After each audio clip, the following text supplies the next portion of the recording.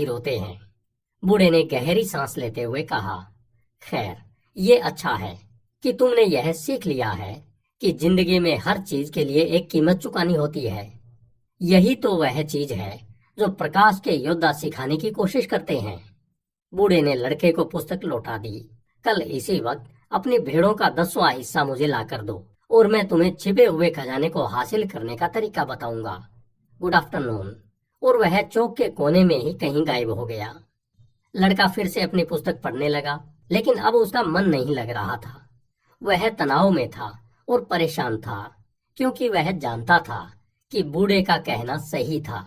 वह बेकरी गया, जहां से उसने ब्रेड खरीदी, और सोचता रहा कि बूढ़े ने इस बेकर के बारे में जो कुछ कहा था वह उसे बताए या न बताए। कभी कभी चीजों को उनके हाल पर छोड़ देना ही अच्छा होता है। उसने मन ही मन सोचा और चुप रहने का ही फैसला किया। अगर वह कुछ भी कह देगा तो बेकर 3 दिन तक सब कुछ छोड़ देने के बारे में सोचता रहेगा, भले ही उसे अब इन सब चीजों की आदत पड़ चुकी हो। इसलिए वह शहर में भटकने लगा और चलते चलते नगर के द्वार पर जा पहुंचा, जहां एक छोटी सी इमारत थी जिसकी खिड़की से लोग अफ्रीका जाने के लिए टिकट खरीदते थे, और उसे मालूम था कि मिस्र अफ्रीका में है। क्या मैं तुम्हारी मदद कर सकता हूँ? खिड़की के पीछे बैठे आदमी ने पूछा।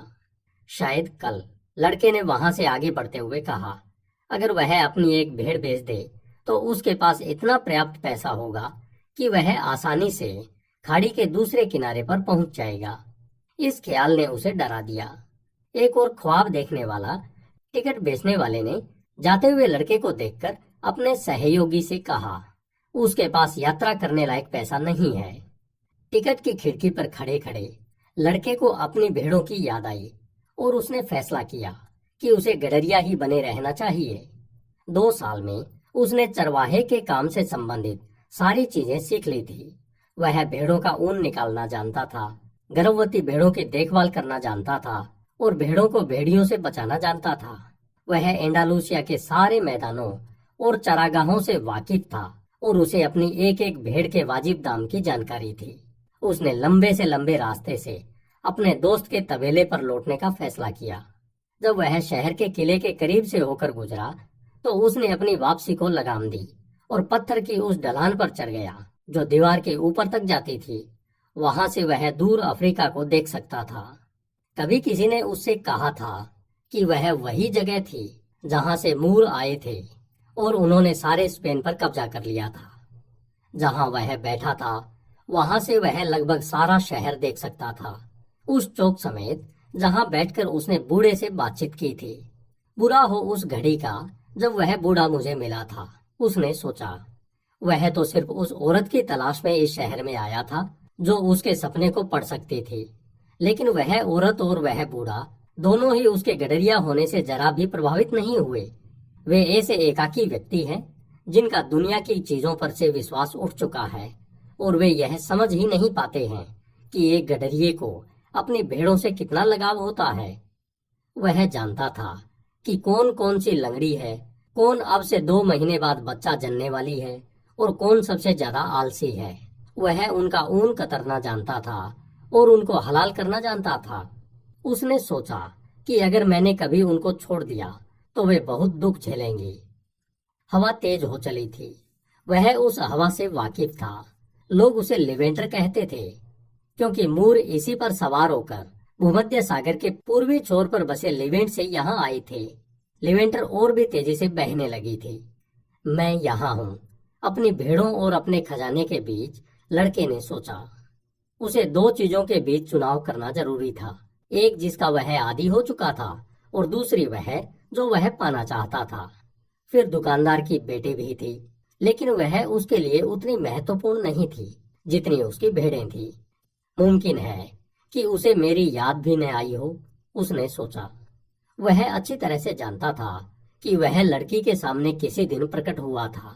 लड़की को इससे कोई फर्क नहीं पड़ता था क्योंकि लड़की के लिए हर दिन एक जैसा था, और जब हर दिन अगले दिन जैसा ही होता है तो वह इसलिए होता है क्योंकि लोग उन अच्छी घटनाओं को पहचान ही नहीं पाते जो उनके जीवन में सूरज के उगने के साथ हर दिन घटित होती है।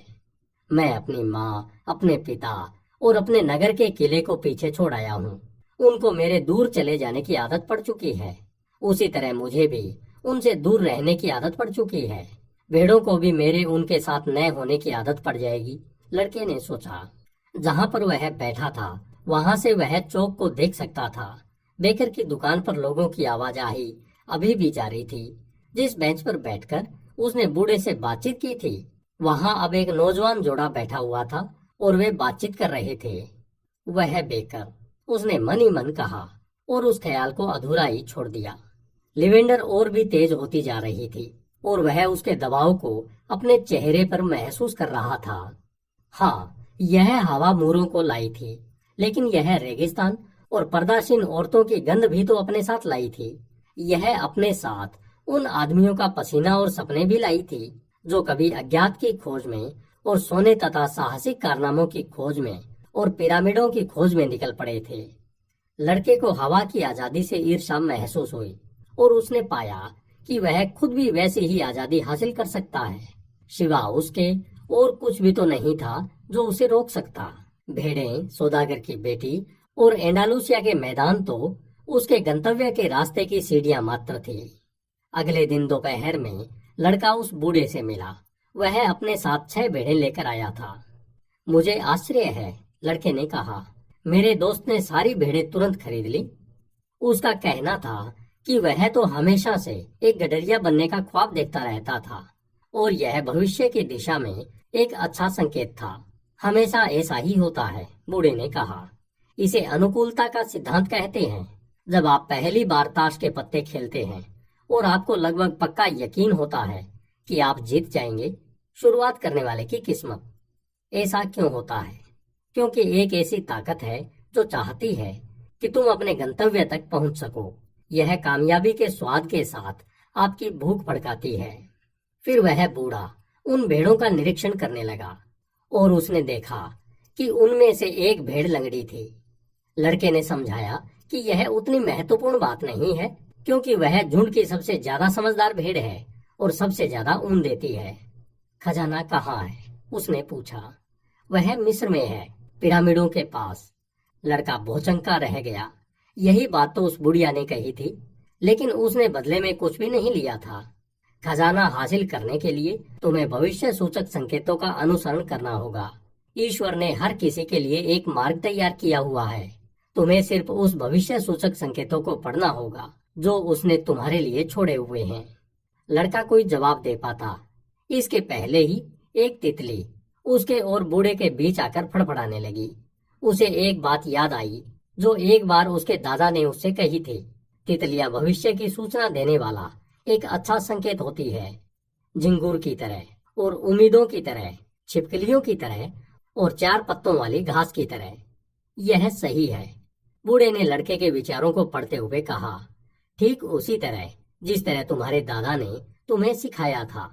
ये अच्छे भविष्य सूचक संकेत होते हैं। बूढ़े ने अपना लवादा ओढ़ा और लड़के ने वहां जो देखा उससे चकित रह गया। बूढ़े ने सोने का एक भारी कवच पहन रखा था जो बेशकीमती रत्नों से मढ़ा हुआ था। लड़के ने उस चौंधिया देने वाली चमक को याद किया जो उसने एक दिन पहले देखी थी। वह वास्तव में एक राजा था। उसने चोरों से बचने के लिए ही छद्म वेश धारण कर रखा था। ये लो, बूढ़े ने कवच के बीच से एक काला और एक सफेद रत्न निकालकर उसे देते हुए कहा। उन्हें उरीम और तुमीम के नाम से जाना जाता है। काले का अर्थ है हाँ और सफेद का अर्थ है नहीं। जब तुम्हें भविष्य सूचक संकेतों को पढ़ने में मुश्किल पेश आएगी तो ये उनको पढ़ने में तुम्हारी मदद करेंगे। सवाल हमेशा इस तरह करना जिसका जवाब हाँ या नहीं में हो, लेकिन अगर मुमकिन हो तो अपने फैसले खुद ही लेना। खजाना पिरामिड पर है, यह बात तुम्हें मालूम ही है, लेकिन मुझे तुमसे 6 भेड़ों का भुगतान करने का आग्रह इसलिए करना पड़ा क्योंकि मैंने फैसला लेने में तुम्हारी मदद की थी। लड़के ने वे रत्न अपने थैलों में रख लिए। उसके बाद उसे अपने फैसले खुद लेने थे। हर चीज का सामना करते समय यह कभी मत भूलना कि वही एक चीज है और कुछ नहीं है, और भविष्य सूचक संकेतों की भाषा कभी मत भूलना। और हाँ, अपने गंतव्य का अनुसरण करना तब तक मत भूलना जब तक कि उस तक पहुंच न जाओ। लेकिन जाने से पहले मैं तुम्हें एक छोटी सी कहानी सुनाना चाहता हूँ। एक दुकानदार ने अपने बेटे को दुनिया के सामने ज्ञानी पुरुष के पास जाकर सुख का रहस्य समझने को भेजा। वह लड़का 40 दिन तक रेगिस्तान में भटकता रहा और अंत में एक सुंदर किले पर पहुंचा जो एक पर्वत के शिखर पर बना हुआ था। वह ज्ञानी पुरुष उसी किले में रहता था। लेकिन जब हमारी कहानी के इस मुख्य किरदार ने किले के मुख्य कक्ष में प्रवेश किया तो वहां उसे कोई संतनुमा आदमी नहीं मिला, बल्कि उसने देखा कि वहां तरह तरह की गतिविधियां जारी थी।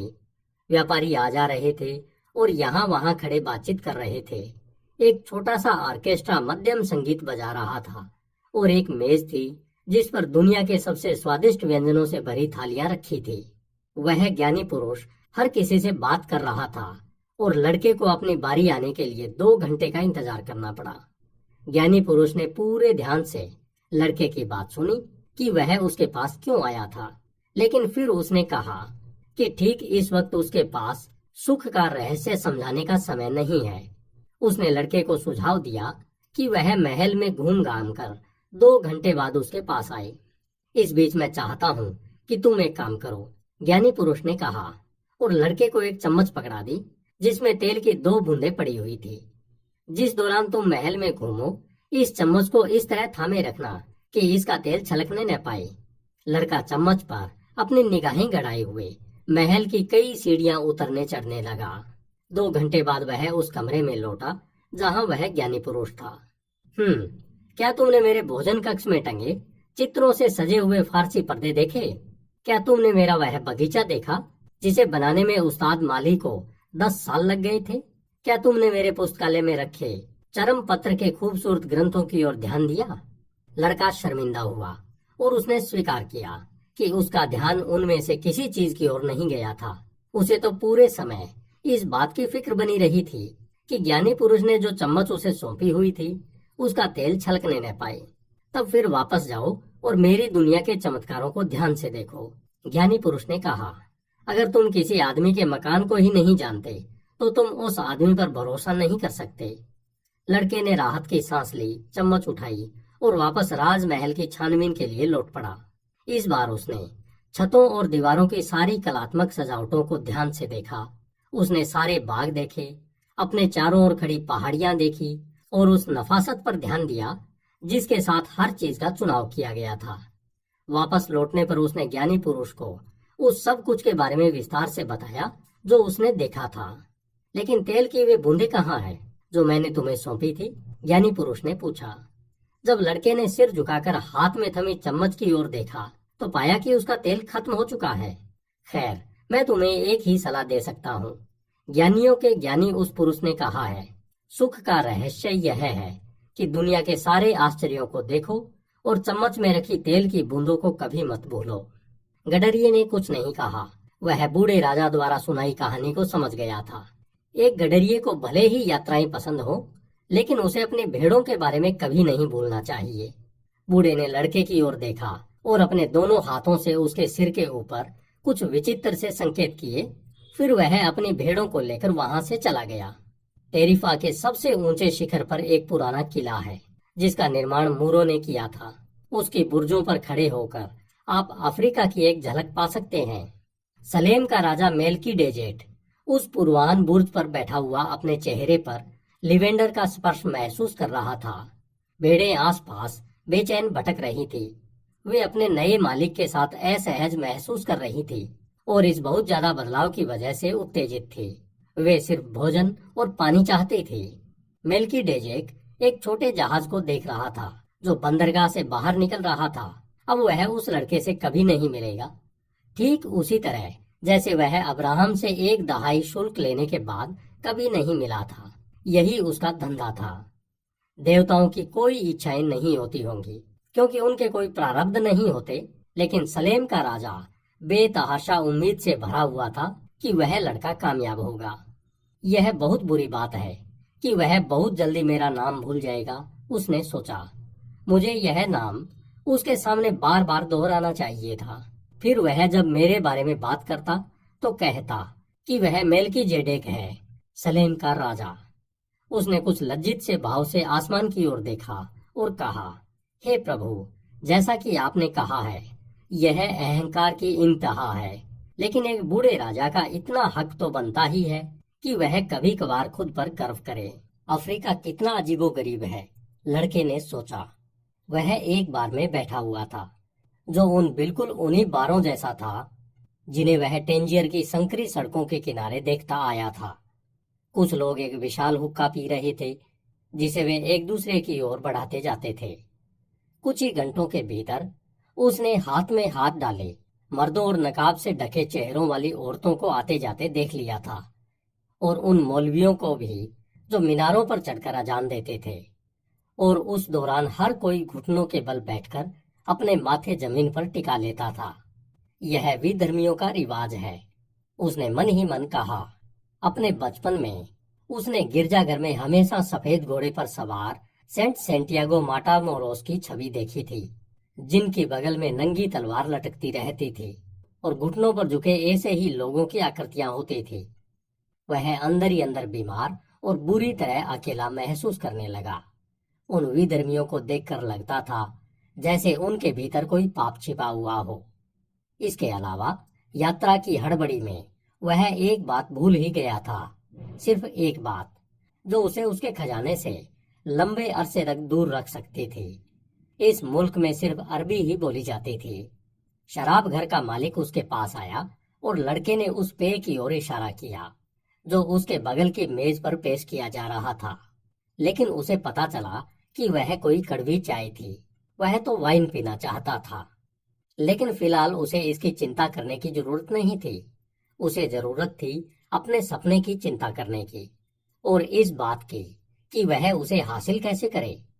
भेड़ों की बिक्री से उसके बटुए में काफी पैसा आ चुका था, और लड़का जानता था कि पैसा जादुई चीज होता है। जिसके पास पैसा होता है वह वाकई कभी अकेला नहीं पड़ता। बहुत लंबा समय नहीं लगेगा, बल्कि शायद कुछ ही दिनों में वह पिरामिडों पर होगा। सोने का कवच पहने एक बूढ़े आदमी ने महज 6 भेड़ों की खातिर उससे झूठ नहीं बोला होगा। उस बूढ़े ने संकेतों और भविष्य सूचक संकेतों की बात कही थी, और जब लड़का खाड़ी को पार कर रहा था तो उसने भविष्य सूचक संकेतों के बारे में सोचा था। हाँ, बूढ़े को पता था कि वह किस बारे में बात कर रहा था। जो समय उसने एंडालूसिया के मैदानों में गुजारा था, उस दौरान उसने यह सीख लिया था कि जमीन और आसमान को गौर से देखते हुए उसे कौन सा रास्ता पकड़ना चाहिए। उसने पता लगा लिया था कि एक खास पक्षी की मौजूदगी का मतलब है कि आसपास कोई सांप है, और एक खास तरह की झाड़ी उस इलाके में पानी की मौजूदगी का संकेत है। यह बात उसे भेड़ों ने सिखाई थी। अगर ईश्वर भेड़ों को इतनी अच्छी तरह राह दिखाता है तो वह इंसान को भी राह दिखाएगा, उसने सोचा। और यह सोचते हुए उसने बेहतर महसूस किया। अब वह चाय उतनी कड़वी नहीं लग रही थी। तुम कौन हो? उसने सुना कि कोई स्पेनिश में उससे पूछ रहा था। लड़के ने राहत की सांस ली। वह भविष्य सूचक संकेतों के बारे में सोच रहा था और कोई व्यक्ति प्रकट हो गया था। तुम्हें स्पेनिश कैसे आती है? उसने पूछा। यह नया आगंतुक पश्चिमी वेशभूषा पहने एक युवक था, लेकिन चमड़ी के रंग से वह इसी शहर का लगता था। वह करीब करीब लड़के की ही उम्र का था और उसके जितना ही लंबा था। यहाँ लगभग हर कोई स्पेनिश बोलता है। हम स्पेन से सिर्फ 2 घंटे की दूरी पर ही तो हैं। बैठो, मैं तुम्हारी कुछ खातिरदारी करना चाहता हूँ, लड़के ने कहा, और मुझे एक गिलास वाइन लाने को कहो। मुझे इस चाय से नफरत है। इस देश में वाइन नहीं मिलती, नौजवान ने कहा। यहाँ मजहब इसकी इजाजत नहीं देता। लड़के ने उससे कहा, मुझे पिरामिडों पर जाना है। उसके मुंह से खजाने वाली बात निकलने ही वाली थी, लेकिन फिर उसने उस बारे में न बोलना ही ठीक समझा। उसने सोचा कि अगर मैं इस अरबी को यह बात बता दूंगा तो हो सकता है यह मुझे वहां पहुंचने के बदले मुझसे उस खजाने का एक हिस्सा मांगने लगे। उसे बूढ़े की कही वह बात याद आई।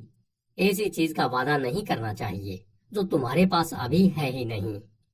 मैं चाहता हूं कि तुम मुझे वहां ले चलो। गाइड के रूप में मैं तुम्हारी इस मदद के बदले में तुम्हारा मेहनताना देने को तैयार हूँ। तुम्हें कोई अंदाजा है कि वहां कैसे जाना होता है? उस नवागंतुक ने पूछा। लड़के ने ध्यान दिया कि बार का मालिक पास ही खड़ा हुआ था और बड़े ध्यान से उनकी बातचीत सुन रहा था।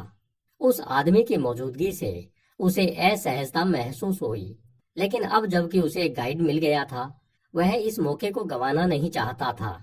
तुम्हें सहारा का पूरा रेगिस्तान पार करना होगा, नौजवान ने कहा, और इसके लिए तुम्हें पैसे की जरूरत होगी। मैं जानना चाहता हूँ कि क्या तुम्हारे पास पर्याप्त पैसा है? लड़के को यह सवाल विचित्र सा लगा, लेकिन लड़के को बूढ़े की कही बात पर भरोसा था, जिसने कहा था कि जब तुम वाकई कुछ चाहते हो तो पूरा संसार हमेशा एकजुट होकर तुम्हारे पक्ष में योजना बनाने लगता है। उसने अपने बटुए से पैसा निकाला और नौजवान को दिखाया।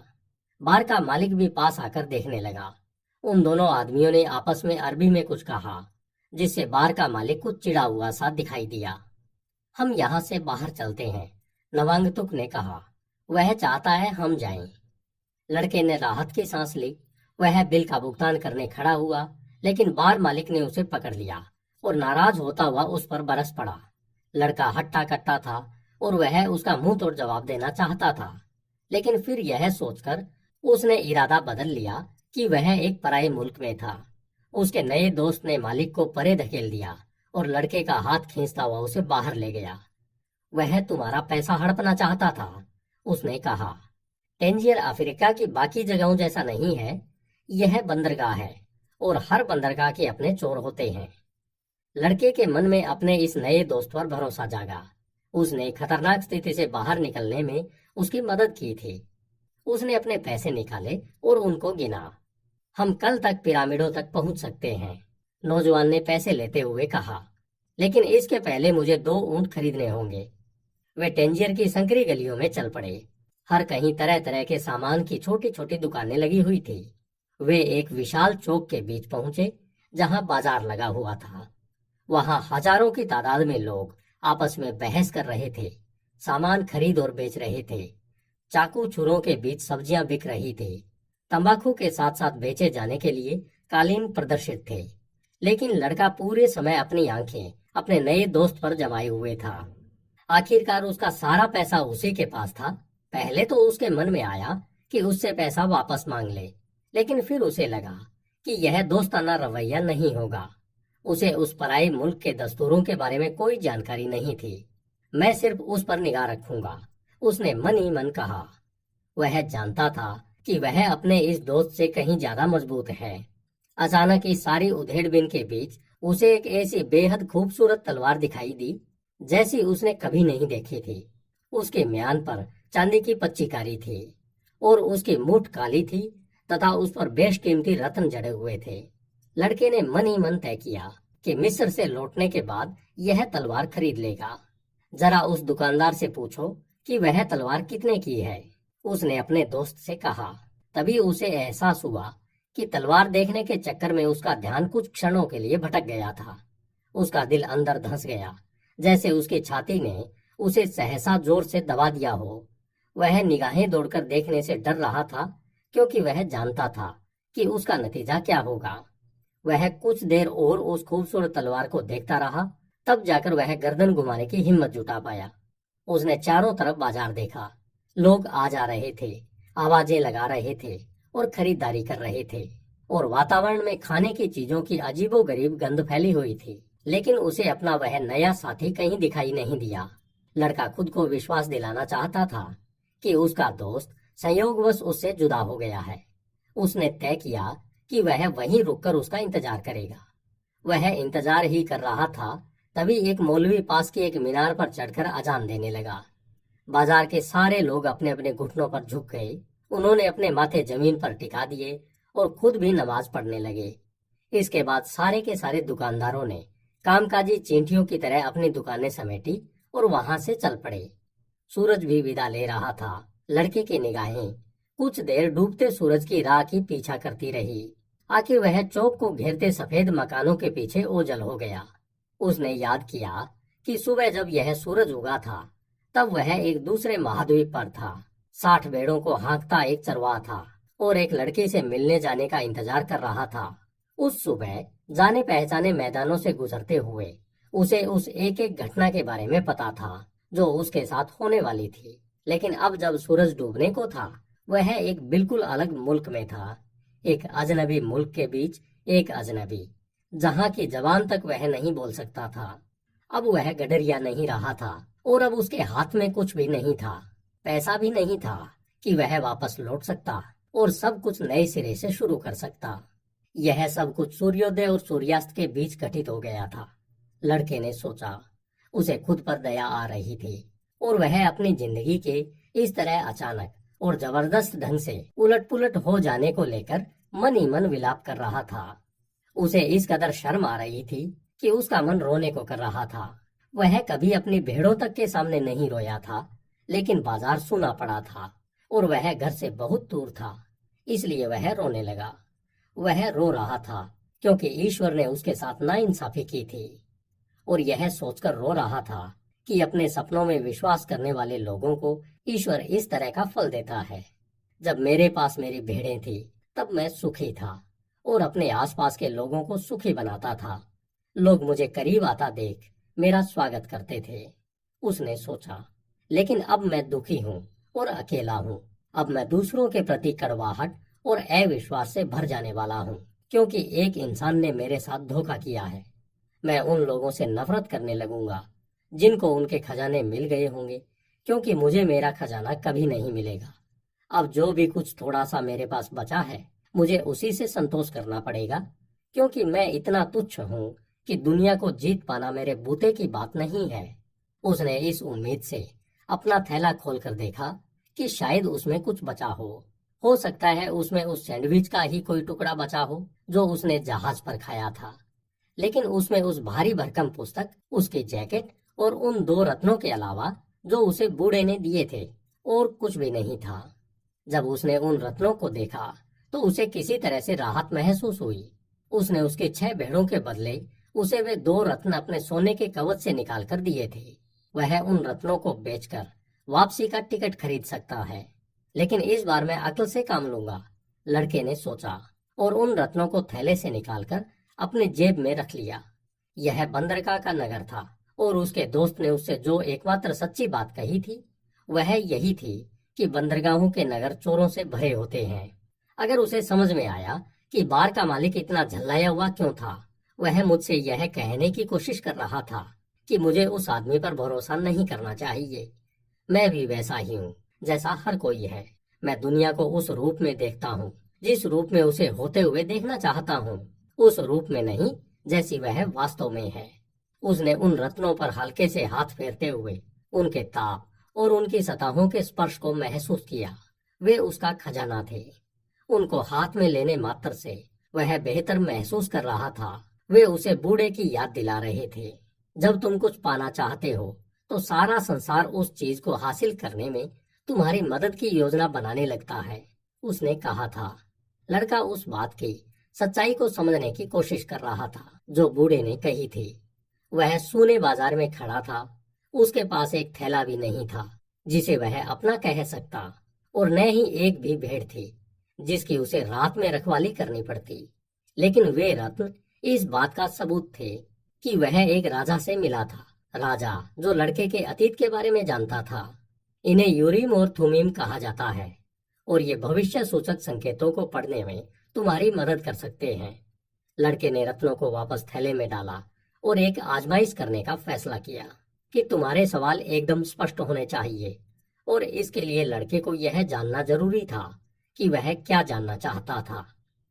इसलिए उसने पूछा, क्या बूढ़े का आशीर्वाद अभी भी मेरे साथ है? उसने एक रत्न निकाला। वह हाँ था। क्या मुझे अपना खजाना मिलेगा? उसने पूछा। वह थैले में हाथ डालकर किसी एक रत्न को टटोलने लगा। उसके वैसा करने पर दोनों रत्न थैले के एक छेद से बाहर निकलकर जमीन पर गिर गए।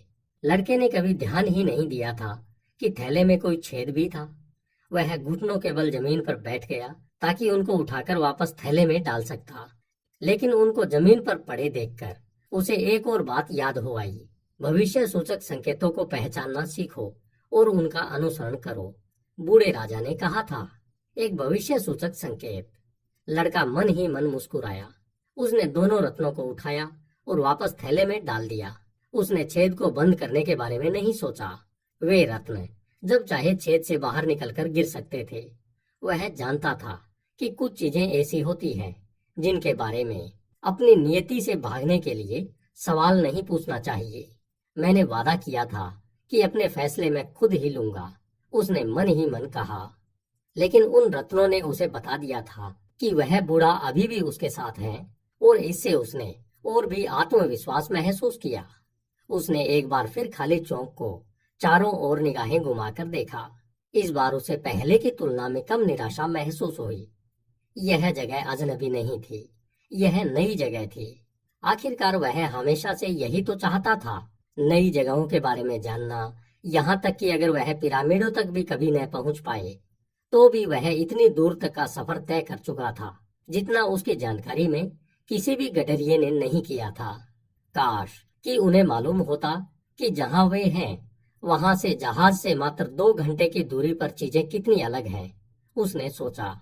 हालांकि उसकी यह नई दुनिया फिलहाल एक सूना बाजार थी, लेकिन वह उसे उस वक्त देख चुका था जब वह जीवन की चहल पहल से भरी पूरी थी, और उसे कभी भी नहीं भूल पाएगा। उसने उस तलवार को याद किया। उसके बारे में सोचते हुए थोड़ी तकलीफ हुई, लेकिन यह भी सच था कि उसने वैसी तलवार उसके पहले कभी नहीं देखी थी। इन तमाम बातों के बारे में सोचते हुए उसे समझ में आया कि इसे उन 2 चीजों के बीच चुनाव करना होगा, कि वह खुद को एक चोर का दयनीय शिकार समझे या अपने खजाने की खोज में लगा एक साहसिक यात्री समझे। मैं खजाने की खोज में लगा एक साहसिक यात्री हूँ, उसने खुद से कहा। उसे किसी ने झकझोर कर जगा दिया। वह बीच बाजार में सो गया था और अब चौक का जीवन फिर से शुरू हो चुका था।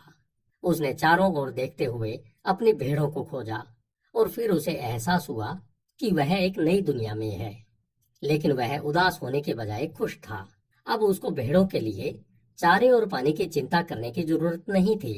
इसके बजाय वह अब अपने खजाने की खोज पर निकल सकता था। उसकी जेब में एक भी पैसा नहीं था, लेकिन उसके अंदर आस्था थी। पिछली रात उसने फैसला किया था कि वह वैसा ही साहसिक यात्री बनेगा जैसा यात्रियों के बारे में वह पुस्तकों में पढ़कर उनकी सराहना करता रहा था। वह धीरे धीरे बाजार से होकर गुजरने लगा। दुकानदार अपनी दुकानें जमा रहे थे और लड़के ने एक कैंडी विक्रेता की दुकान सजाने में मदद की। कैंडी विक्रेता के चेहरे पर मुस्कुराहट थी। वह खुश था। वह अपनी जिंदगी के बारे में जानता था और एक और दिन का काम शुरू करने के लिए तैयार हो रहा था। उसकी मुस्कुराहट ने लड़के को बूढ़े की याद दिला दी। वह रहस्यमय बूढ़ा राजा जिससे वह मिला था। यह कैंडी विक्रेता इसलिए कैंडी नहीं बना रहा है कि बाद में वह यात्राएं करेगा या किसी दुकानदार की बेटी से विवाह करेगा। वह इसलिए कैंडी बनाता है क्योंकि वह कैंडी बनाना चाहता है, लड़के ने सोचा। उसे लगा कि वह वही कर सकता है जो बूढ़े ने किया था। इस बात को महसूस करना कि व्यक्ति अपने गंतव्य के नजदीक है या उससे दूर, महज उनकी ओर देखते हुए, यह कितना आसान है। तब भी मैंने यह पहले कभी नहीं किया, उसने सोचा। जब दुकान जम गई तो कैंडी विक्रेता ने उस दिन तैयार की गई पहली कैंडी लड़के को भेंट की। लड़के ने उसका शुक्रिया अदा किया, कैंडी खाई और वहां से चला गया। अभी वह कुछ दूर ही गया था कि उसे एहसास हुआ कि जब वे दुकान जमा रहे थे तो उनमें से एक अरबी और दूसरा स्पेनिश बोल रहा था, और वे एक दूसरे की बात बहुत अच्छी तरह समझ रहे थे। इसका मतलब है कि कोई ऐसी भाषा निश्चय ही है जो शब्दों पर निर्भर नहीं करती, लड़के ने सोचा। यह चीज मैं अपनी भेड़ों के साथ पहले ही अनुभव कर चुका हूँ, और अब यही चीज लोगों के मामले में भी हो रही है। वह ढेरों नई चीजें सीख रहा था। उनमें से कुछ चीजें ऐसी थी जिनको वह पहले ही अनुभव कर चुका था, और वे वास्तव में नई नहीं थी, लेकिन उसने पहले उनको उस तरह समझा नहीं था, और उनको इसलिए नहीं समझा था क्योंकि उसको उनकी आदत पड़ चुकी थी। उसे एहसास हुआ, अगर मैं बिना शब्दों वाली इस भाषा को समझना सीख लेता हूँ तो मैं दुनिया को समझना सीख सकता हूँ। उसने तनाव मुक्त होकर और बिना हड़बड़ी के टेंजियर की संकरी गलियों में चलने का निश्चय कर लिया। सिर्फ रास्ते में ही वह भविष्य सूचक संकेतों को पढ़ पाएगा। वह जानता था कि इसके लिए बहुत अधिक धीरज की जरूरत होगी, लेकिन गडरिये धीरज से काफी परिचित होते हैं। उसने एक बार फिर देखा कि उस पराये मुल्क में वह उन्हीं सीखों से काम ले रहा था जो उसने अपनी भेड़ों से सीखी थी। सब बातें एक जैसी ही हैं, बूढ़े ने कहा था। क्रिस्टल का सामान बेचने वाला दुकानदार दिन होते ही जाग गया, और उसने वैसी ही बेचैनी महसूस की जैसी वह हर सुबह महसूस करता था। वह 30 सालों से एक ही जगह पर अटका हुआ था। उसकी दुकान एक पहाड़ी रास्ते की चोटी पर थी। वहां से बहुत थोड़े से ग्राहक गुजरते थे। अब इतनी देर हो चुकी थी कि कुछ भी नहीं बदला जा सकता था। उसने केवल एक ही चीज सीखी हुई थी, और वह थी क्रिस्टल के बर्तनों को खरीदना और बेचना। एक समय था जब बहुत से लोग उसकी दुकान के बारे में जानते थे। अरब के सौदागर, फ्रांसीसी और अंग्रेज, भूगर्भ शास्त्री, जर्मन सैनिक जो हमेशा दौलतमंद हुआ करते थे। उन दिनों में स्फटिक बेचना अद्भुत काम हुआ करता था, और वह सोचा करता था कि वह अमीर बन जाएगा और वह बूढ़ा होगा तो उसके पास खूबसूरत औरतें हुआ करेंगी। लेकिन जैसे जैसे वक्त गुजरता गया, टेंजियर बदलता गया। पास का नगर सेउटा टेंजियर से ज्यादा तेजी से तरक्की करता गया और उसके कारोबार में गिरावट आती गई। पड़ोस के लोग यहाँ वहां चले गए थे और पहाड़ी पर थोड़ी सी छोटी मोटी दुकानें ही बच रही थी। और कोई नहीं था जो उन मुट्ठी भर दुकानों में सामान की छानबीन करने के लिए पहाड़ पर चढ़ता। लेकिन स्फटिक के दुकानदार के पास और कोई विकल्प नहीं था। उसने स्फटिक का सामान खरीदते बेचते हुए अपने जीवन के 30 साल गुजार दिए थे, और अब इतनी देर हो चुकी थी कि और कोई धंधा करना मुमकिन नहीं था। सड़क पर गाहे बगाहे लोगों का आना जाना देखते हुए उसने पूरी सुबह गुजार दी। वह वर्षों से यही करता आया था और हर आने जाने वाले के कार्यक्रम से परिचित था। लेकिन दोपहर के भोजन का वक्त होने से ठीक पहले वह लड़का दुकान के सामने आकर रुका। उसने कपड़े तो सामान्य ढंग से ही पहन रखे थे, लेकिन स्फटिक के दुकानदार की अनुभवी निगाहें देख सकती थी कि लड़के के पास खरीदारी के लिए पैसा नहीं था। तब भी दुकानदार ने लड़के के चले जाने तक अपना दोपहर का भोजन मुलतवी रखने का फैसला किया। दुकानदार के दरवाजे पर लटकती तख्ती में कहा गया था कि दुकान में कई जबानें बोली जाती है। लड़के को काउंटर पर एक आदमी नजर आया। अगर आप चाहें तो मैं शोकेस में रखे शीशे के बर्तनों को साफ कर सकता हूँ, लड़के ने कहा। उनकी हालत देखकर उनको कोई नहीं खरीदेगा।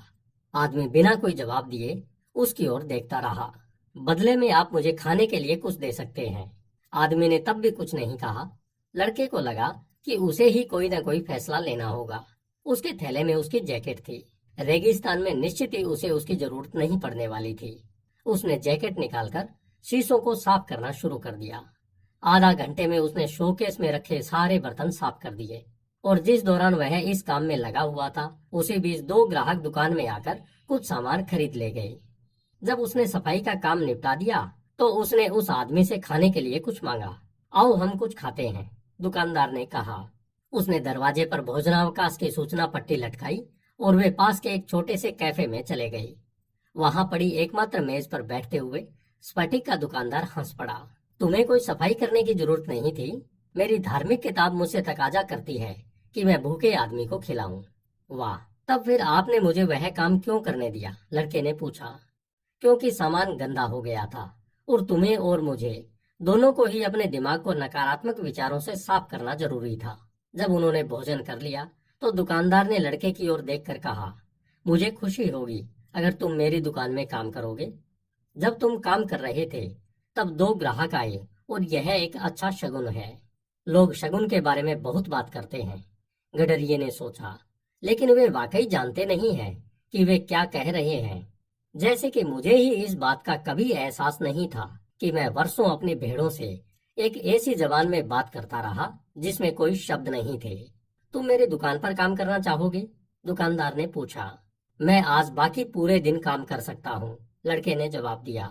मैं सुबह होने पर पूरी रात काम करूंगा और आपकी दुकान के एक एक सामान को साफ कर दूंगा। बदले में मुझे कल मिस्र जाने के लिए पैसे की जरूरत होगी। व्यापारी हंस पड़ा। अगर तुम पूरे साल भर तक मेरी दुकान में कांचों की साफ सफाई का काम करते रहो, यहाँ तक कि तुम दुकान की सारी चीजें बिकवा कर अच्छा खासा कमीशन भी कमा डालो, तब भी तुम्हें मिस्र जाने के लिए कर्ज लेना पड़ेगा। यहाँ और वहां के बीच हजारों किलोमीटर रेगिस्तान फैला हुआ है। कुछ पल खामोशी छाई रही, जो इतनी गहरी थी कि लगता था सारा शहर सोया हुआ हो। बाजारों की कोई आवाजें नहीं, दुकानदारों के बीच कोई बहस नहीं, मीनारों पर चढ़कर अजान देने वाला कोई शख्स नहीं, कोई उम्मीद नहीं, कोई साहसिक कारनामा नहीं, कोई बूढ़ा राजा या नियतियां नहीं, कोई खजाना नहीं, कोई पिरामिड नहीं। ऐसा लगता था जैसे दुनिया खामोश हो गई हो, क्योंकि लड़के की आत्मा खामोश हो गई थी। वह वहां बैठा हुआ सूनी निगाहों से कैफे के दरवाजे के बाहर देख रहा था और कामना कर रहा था कि काश वह मर जाता और सब कुछ हमेशा के लिए खत्म हो जाता। दुकानदार परेशान नजरों से लड़के की ओर देख रहा था। वह सारा का सारा उल्लास जो उस सुबह उसने देखा था वह गायब हो चुका था। मेरे बच्चे, मैं तुझे इतना पैसा दे सकता हूँ कि तू अपने मुल्क वापस लौट सके, स्फटिक के दुकानदार ने कहा। लड़के ने कुछ नहीं कहा। वह उठा, अपने कपड़े ठीक किए और अपना थैला उठा लिया। मैं आपके लिए काम करूंगा, उसने कहा। फिर एक और लंबी खामोशी के बाद उसने कहा, मुझे कुछ भेड़ें खरीदने के लिए पैसों की जरूरत है। धन्यवाद। Hindi audio book .com। आपका दिन शुभ हो।